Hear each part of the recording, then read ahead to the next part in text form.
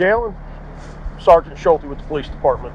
Sorry we got to meet like this, bud. This is 21-year-old Jalen Carter, just hours after celebrating one of the biggest moments of his life with his teammates, as his future in professional football officially begins. All right, so the next question I'm going to ask you, I need you to be honest with me, okay? Were you guys racing to Waffle House? But what no one at that celebration realized yet is that later that night, those same friends were involved in a high-speed crash that would leave multiple bodies at the scene. All right, how many people were in the car with y'all? 4 people. 1 male and 2 other females. You play for the university? Yes, sir. As police begin working the aftermath, what initially appears to be a tragic accident quickly becomes something much darker, as the truth behind the brutal 109 miles per hour crash came into focus. Investigators realized this would become one of the most devastating crashes ever connected to the University of Georgia. Please, if you can hear me, please say something. Got 1 patient in the car, unresponsive, 1 on the ground. No, me promise. I was not right. It's probably going to be a bad day out here. No pause. Oh, shh.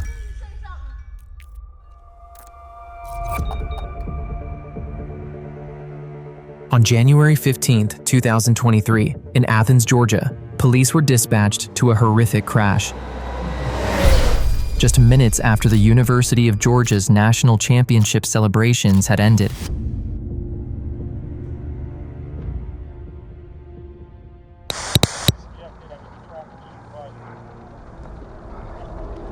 But as officers began canvassing the scene, it became clear this incident involved multiple vehicles traveling at dangerous speeds, resulting in a fatality. And what the officers were about to witness would shock even the most experienced officers. All right, here. Please, if you can hear me, please say something. Do not move, do not move. Do not. I need you to stay where you're at, sweetie, okay? Hey, oh, shh. Oh, yeah. Yep.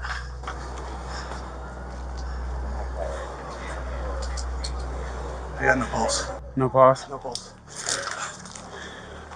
Hey, pal, since we're in one section. Are you injured anywhere that's hurting too hard? Ma'am. Yeah. Just roll. Just traffic supervisor. You were? No. So where were you at? I was over there. You just leave him like that, or? Central, let EMS know the easiest way for them to get to us is to come into the apartment complex where this is at. He was ejected. I need the traffic supervisor now. The first responding officers arrived expecting to assess a crash scene, but were quickly pulled into a rescue mission.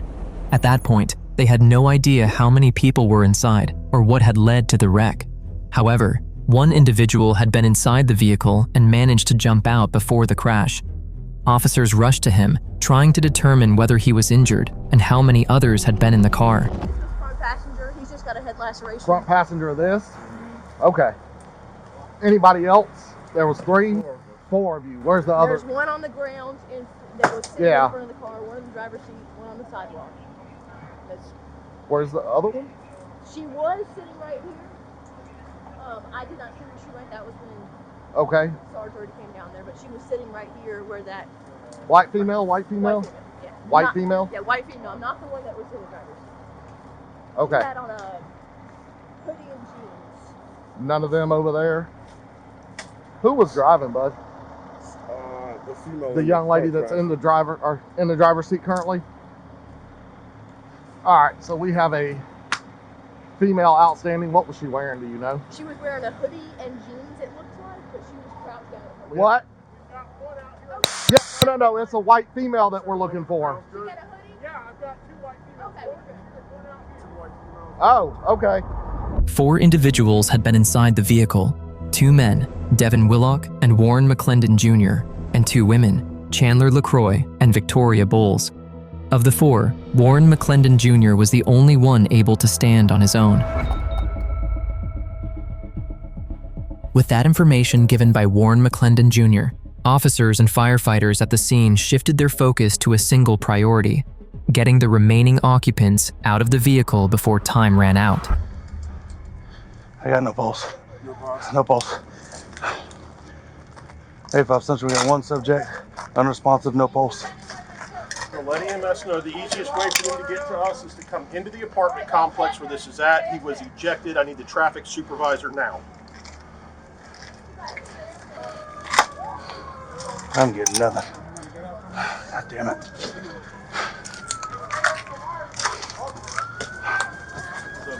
Hey, how's it going, bud?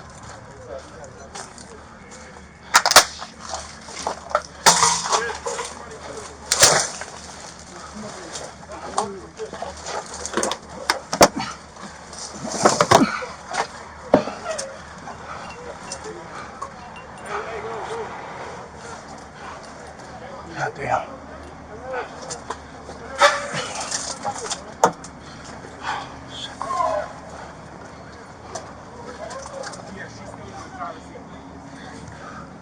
Can you reach her?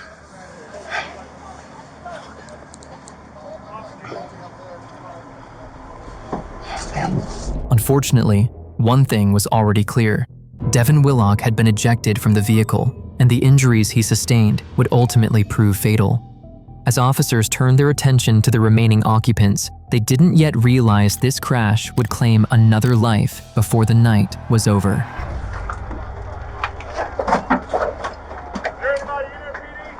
Yeah, we got one patient in the car, unresponsive, one on the ground.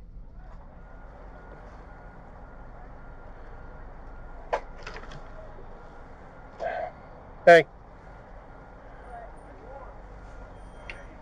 Central advised EMS, 2 patients, female in the driver's seat, unresponsive, no pulse, and 1 ejection. I got 1 more up here in the cab. She was over here. Don't know where. I can't. I'm not sure. I got this. Need anything inside? Try to peel this damn door over this. All right, good, right there. Hold. No.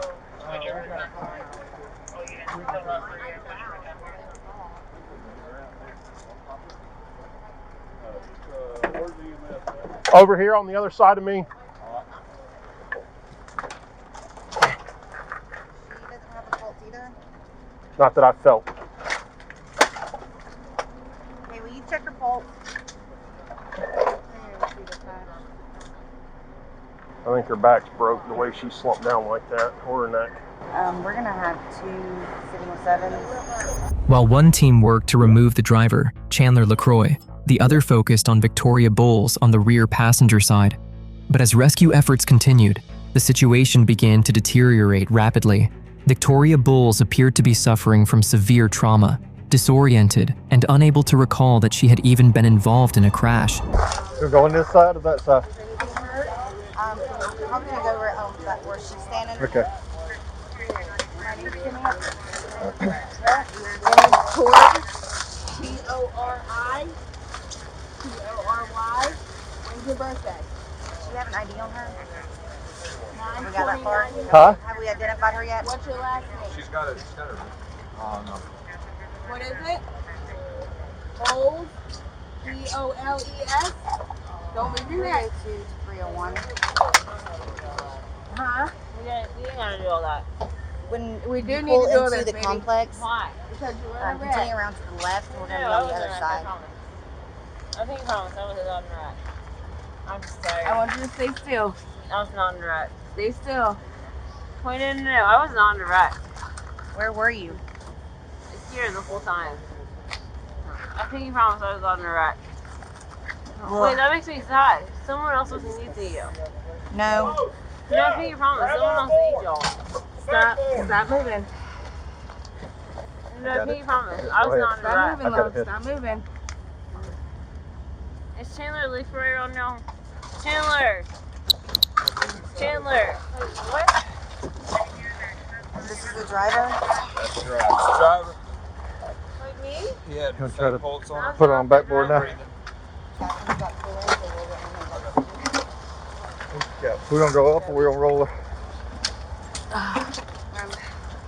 All right, ready? 1, 2, 3. Wait. You said you did get a pulse on her. Like you said, Seriously, why am I being put in all this? Because they run a wreck. No, I think you promised like I wasn't on the wreck. Wait. I was not in the wreck. Okay. No, I swear to God. Wait, I know you wouldn't. Wait, well then why am I being strapped up? Because you were in a wreck. No, You got a head trauma. You can't remember what happened. You're going to ask this question a bunch of times. Once medics shifted their focus to Victoria Bowles, all attention turned to the driver, Chandler LaCroix. Officers were able to get her out of the vehicle, but her condition quickly worsened. Her pulse faded, then returned, only to fade again, leaving responders fighting to stabilize someone who was barely clinging to life. CPR. Okay. Well, we're working it. We'll get that one down here. I found some glass in my leg. Oh, that's Who? fun. We had laceration sitting on the curb. I got you. You're good. We ain't worried about that one. Sorry. We only I'm had not worried about the structure head out there. laceration. I agree. So, let's go ahead and start carrying her. Here, I got your left side if you need it. Okay, walk the third right now. I got you. How's this work? I don't know. You gotta. What's it say? Doesn't? They make it look so easy. How do you get it out? Here, I got it. I'll get it. You guys are good at that. Oh, you just push it in. It's that simple, yeah. No worries. Hey, guys. All right. Laura, they said they found a pulse on her, so. Okay. You're good. Go. Guys, just slide her on. This isn't going anywhere. Let's get her strapped in. Hold on. The strap is still on. I got this. Sorry. 60 if you need me to. You gotta grab that. Continue CPR compressions, please. We got one more. Here we go. Just make sure it's in. All right. Take your jacket off if you need to. Can somebody jump over here? Yeah, he's coming up to help. Jump over here and take over the ground. No, please do that. I just I'm gonna hop in. You guys got it. Yep. With everyone involved in the crash either receiving treatment or on the way to the hospital, officers on scene began questioning potential witnesses. One individual stood out, Warren McClendon Jr., the only person to escape without major injuries. As a result, attention quickly turned to him. One officer approached McClendon Jr. to gather more information, while another canvassed the surrounding area, checking with nearby residents to see if anyone had seen or heard anything before the crash. Hey, boss. Where were y'all coming from? Downtown, going to Waffle House. Going to the Waffle House down there? Okay. What happened? To be honest, I don't know. We just came around the corner, and next thing you know, I was looking down at my phone. Was she moving? Was she flying? I'm assuming there's a white female driving. Oh, How fast do you think y'all were going? I couldn't tell you, sir. I'm sorry. Okay. Do you know the names of the people that were in the car with you? Devin, Tori, and Chandler. Devin, Tori, and Chandler? Okay. How do you know them? Through football. You play for the university? Yes, sir. Does Devin, who's the other player? Devin plays. I think the white male that's on the ground. The white male or black I mean, black man, black man. All right, do me a favor, sit down. Besides bleeding a little bit anywhere, you hurt anywhere else? No, sir. Did you get ejected out of the car or did you walk out? I had my seatbelt on. I climbed out the window. Which seat were you in? The front passenger. You were the front passenger. This one I'm going to go down, all right? Okay. What's the young lady's name that was driving? Chandler. That's all I know. I don't know. You don't know her last name, buddy? Okay. Whose SUV was that? I have no clue. I'm assuming hers, maybe? Yeah. Okay. When officers spoke with Warren McClendon Jr., he appeared disoriented and claimed he didn't remember what had happened. He repeatedly said he hadn't been paying attention, offering little detail that could explain how the crash occurred. With no clear answers coming from him, another officer expanded the investigation, going to the only family that was present at the time to see if any neighbors had witnessed or heard something that could help reconstruct exactly what happened that night. That one I think was following them. Right, but That vehicle? Yeah, I think that they watched were him following. park and then run that way. That's all. Yeah, because it was just this vehicle that was involved. So it's going to be a big mess, probably. 4. And they, 4 in the one car, and they are UGA football players, so it's probably going to be a bad day out here. They're all UGA? No. I believe they were all students. 2 of them are players. And I don't want to tell you guys too much, I apologize, but No. The one that's over here was a football player. So that's why it's going to take a while to probably get the scene all figured out. So we got the team coming out here. It's just going to be a lot happening for a while. I'm sorry about that, but Unsurprisingly, the neighbors offered little help. Instead, many of them were asking officers the same question: what had happened? The investigation appeared to be stalling. But just as it seemed there was nothing left to go on, a teammate from the football team arrived at the scene, trying to piece together what had happened. What officers didn't yet realize was that this individual would soon prove to be far more involved than anyone expected. Jalen, Sergeant Schulte with the police department. Sorry we got to meet like this, bud. All right, so the two players that drive that thing were telling me they got a phone call from you telling them the wreck happened. How did you know about the wreck? I heard it. I came down. Heard it from where, bud? Where were you at? Yes, sir. I was close to where them players was. Down at Icon? Yes, sir. Okay. You heard this wreck from that far down the road? Yeah, I was coming. I was actually behind them because How far behind them were you? I was like, I don't know no feet or inches like that. Rough guess. Put it in yards for me. Oh, Could you see the taillights on their car? Okay. So you are, I'm guessing, following them to Waffle House. yes, sir. So they're ahead of you. Yes, sir. Okay. Rough guess. How far ahead do you think? 100 yards, 200 yards, 50 yards? All right, let's try this. See the patrol car with just the parking lamps on and the little blue lights that are staying still? Were you that far behind them or farther than that? So You it don't- got dark and then they started flashing. Oh, yeah. Okay.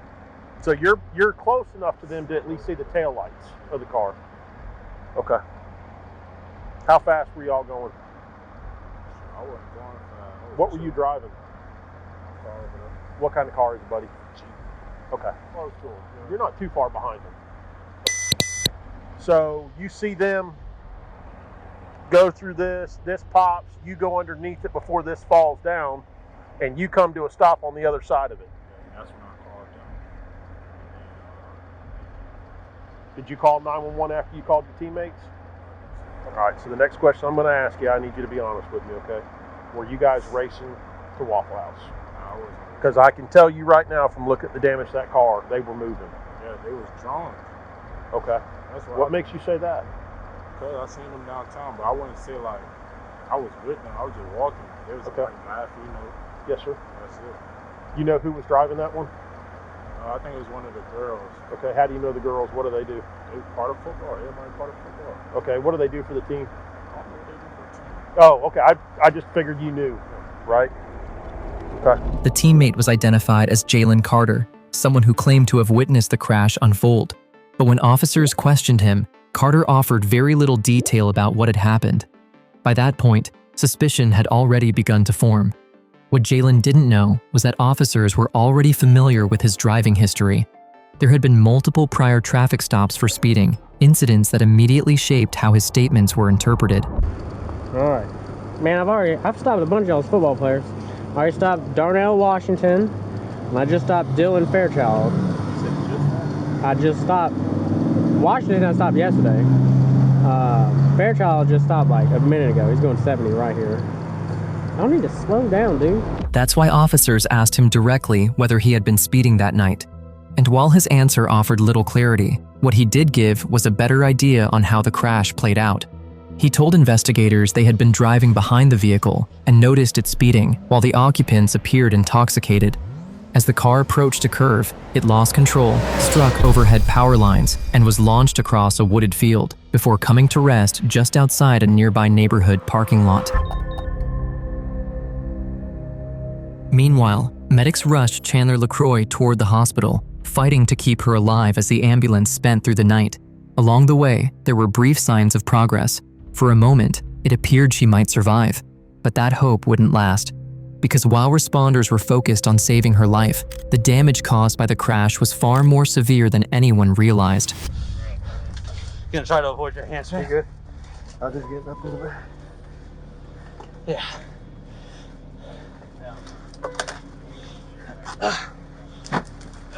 When you can, I want we're gonna cut that too. Excuse me, when we cut. 1, 2, 3. Go ahead. Go ahead and shut that door.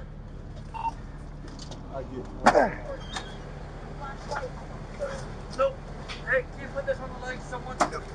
On the legs? On the legs. Watch that arrest there. Yep. It's okay. It's on your attack. Push in. Remember, push in. That's right. Is it up or in? Push, like straight in. Ready? Yeah. Got it? Yep.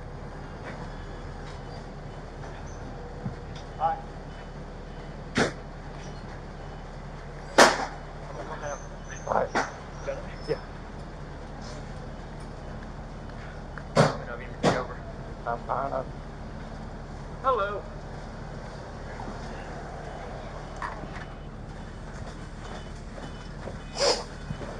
Hello.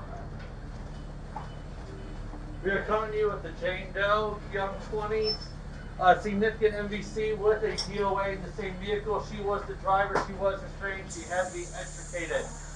She's been unresponsive the whole time. 302 says they felt a faint pulse when they were getting her out. By the time we got there, she was pulseless, apneic. She's an asymptomatic the entire time with us.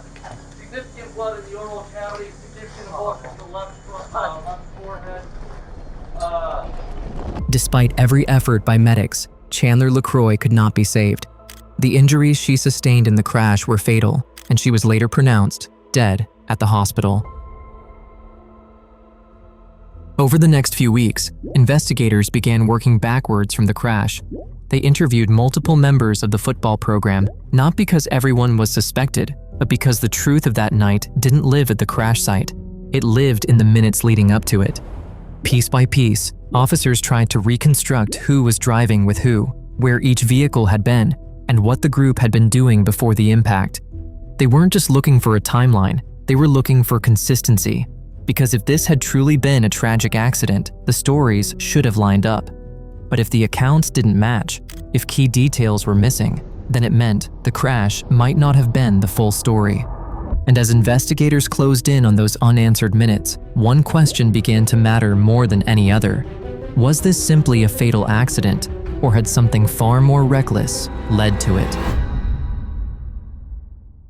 Don't you fucking move. Eric, fucking prick, you can't say shit to me. Listen. Fucking shut the fuck up. Now, imagine seeing so much more. Well, that's why we went all out and decided to create channels in every niche, which are still based on true crime for you to enjoy. I mean, who doesn't like seeing people's reactions like these? I'll spit on you. Oh my god. Hey, Jesus. From no commentary to just interrogation, because I know some of you guys hate that. But that's not the end. We really enjoy what we are building, so we have an exclusive Patreon community where they get first-hand access to anything we post and all uncensored footage and images. And some of the things are truly horrifying.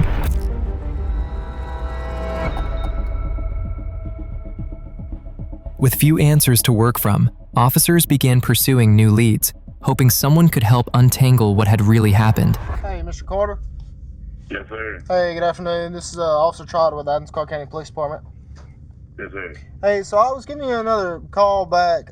We spoke the first time during our interview, and you said that you might be able to get the name of the female that you were with that night. All right. Do you remember at all?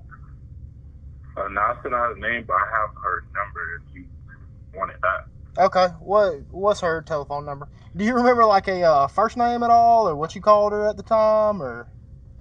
No, sir. Okay. All right. All right. Well, I'll give her a phone call. I appreciate it.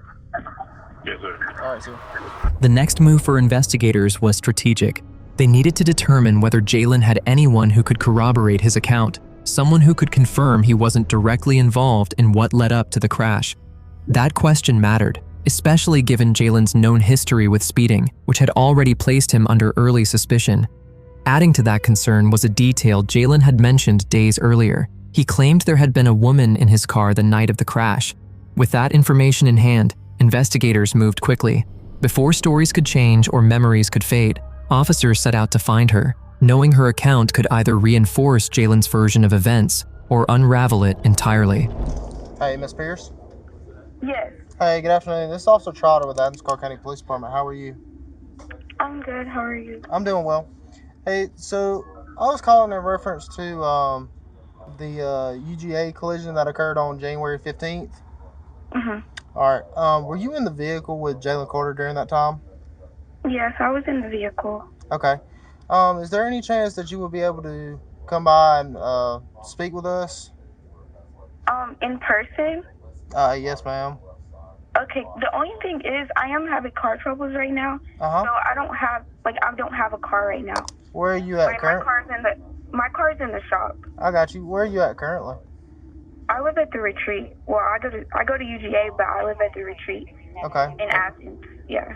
Are you at the retreat currently? Okay. If I come out there, will you have a conversation?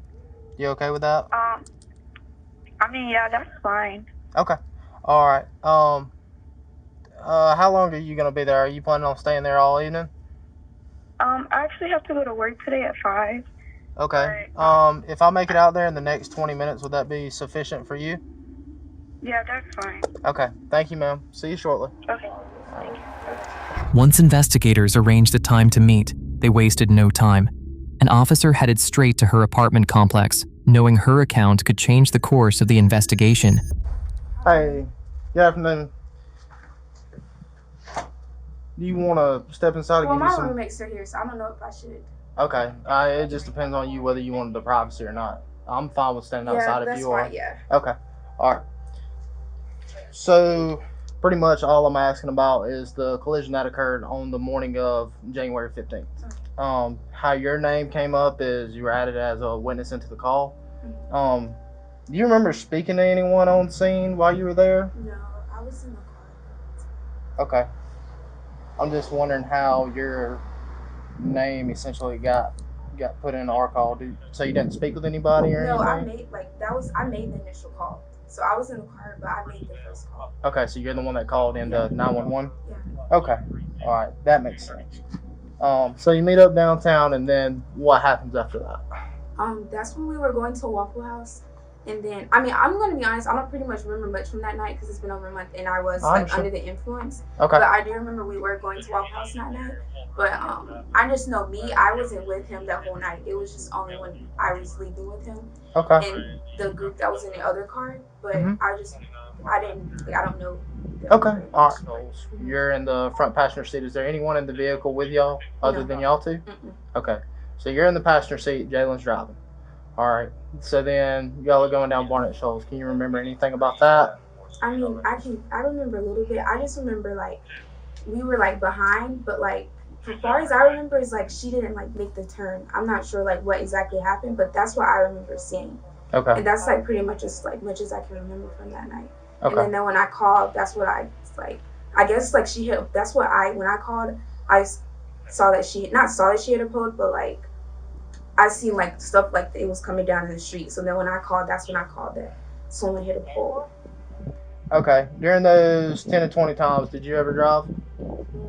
Was it the same vehicle every time? Yes. Okay. For the most part. And would you ever drive? Or it was his vehicle? It was his. Okay. So this black Jeep Cherokee is his car. Mm-hmm. You've been in it before. You've been in it 10 to 20 times. Mm-hmm. And it's his vehicle. It's one that he always drives. Yeah, this is his car. Yeah. Okay.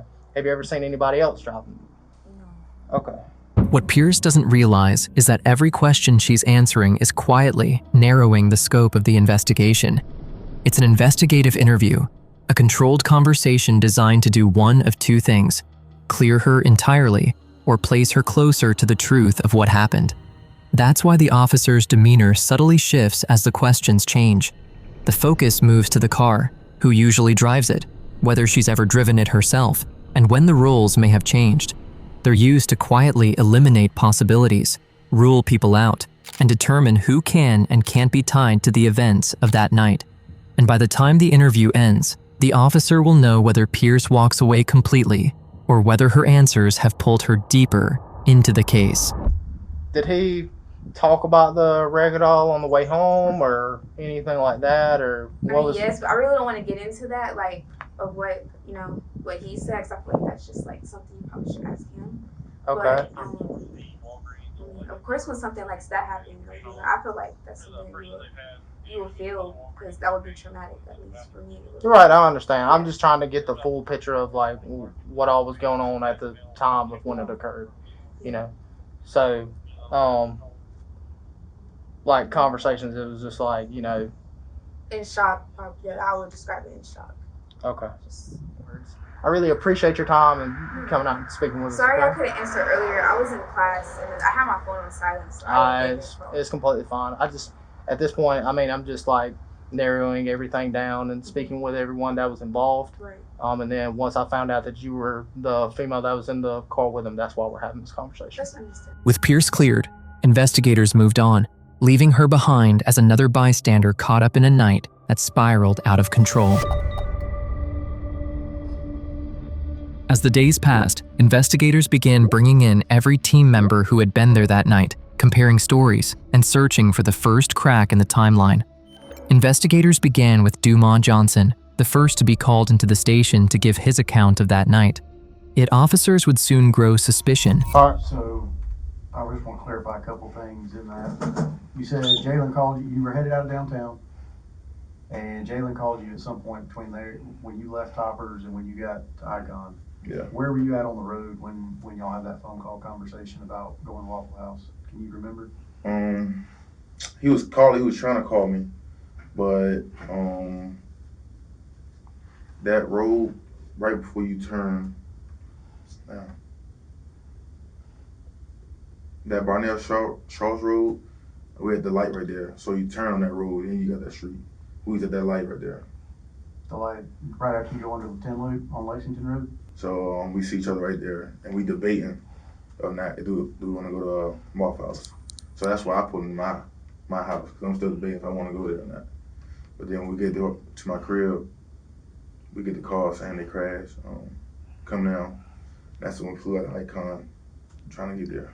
So you were sitting, y'all don't technically like call each other on the phone, you just roll your window down? Yeah, at the light, that's like, at the, where y'all going? Uh-huh. We're going to Waffle House. That's the conversation we had. Okay, so you knew who all these people were? Yeah. Had you seen them downtown prior to that accident? Mm-hmm. Yeah, I saw them at night. Okay, where'd you see them at?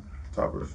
Okay, so you and I'm guessing Smile was in Toppers with that group? Yeah. Because the story that I'm receiving is that everybody essentially was in Toppers right before they closed down. Yeah. Okay. So you come out of Icon, you take a right, you travel up to the wreck scene. What do you see? Shit, it was just dark because they hit the light pole. Mm-hmm. So it's really dark at this moment. So I really don't see nothing. At this point I'm trying to slow down because I don't see nothing. It's real dark at the scene at this time. I don't see nothing, so I'm not trying to go fast. Okay. But I end up hitting the wire as I'm driving down. So I kind of like turned inside of my car, hit the wire. I don't know if it sparked then or not, but then I turned my car, so I'm coming this way with the ropes hanging down. Uh-huh. I come and I turn. That's when my car was facing that way. Boom. And then we trying to get to JC outside already. They in the bushes or the houses. Okay. And then shoot, I don't know how we're gonna get to them unless we jump through the wires. So, we jump through the wires and trying to find them, but shit, it's too dark. We can't see nobody. Okay. Get there. I'm not asking did you see the wreck. I'm asking when you're sitting at the light having a conversation with Jalen right here where y'all stopped at that red light right there, Lexington Road prior to Barnett Shoals, did you see the Expedition in your rearview mirror or anything? Mm-hmm. Okay. Was there anybody in the car with Jalen? Yeah, it was a female, but I don't know. I never saw her. I just saw I seen her, but I wasn't able to see her if you want a description of her because she was in the car. Was she somebody associated with the team, or why would she be riding around? Oh, I don't know. I don't know. I can't think of anything else. I think that's pretty much it. I appreciate your time. coming in and talking to us. As the investigation continued, officers spoke with multiple people who had been present that night. Some accounts claimed that Jalen Carter had been driving at high speeds. Others went further, alleging that he had been racing another vehicle in the moments leading up to the crash. Notably, those claims did not come from his teammates, none of whom reported witnessing Carter racing that night. Instead, the allegations came from other individuals who were nearby, including people who said they had seen Carter's vehicle speeding through the area earlier that evening. By that point, investigators weren't focused on a single statement. They were comparing who said what, when, and from where, trying to determine which accounts aligned with the physical evidence and which didn't. Eventually, investigators reached a conclusion based on witness statements, crash reconstruction, and vehicle data. Police determined that Jalen Carter had been driving in a manner consistent with racing the vehicle that ultimately crashed. Investigators' estimated speeds reached up to 109 miles per hour on a road with a posted speed limit of 45. That race ended in tragedy, claiming the lives of Chandler LaCroix and Devin Willick. Jalen Carter maintained that he wasn't racing and wasn't speeding, but investigators weren't weighing explanations, they were weighing evidence. On March 1st, 2023, arrest warrants were issued, and Carter turned himself in later that same day. He was charged with misdemeanor reckless driving and misdemeanor racing. Jalen Carter later pleaded no contest to both charges. He was sentenced to 12 months of probation, ordered to pay a $1,000 fine, complete community service, and attend a defensive driving course.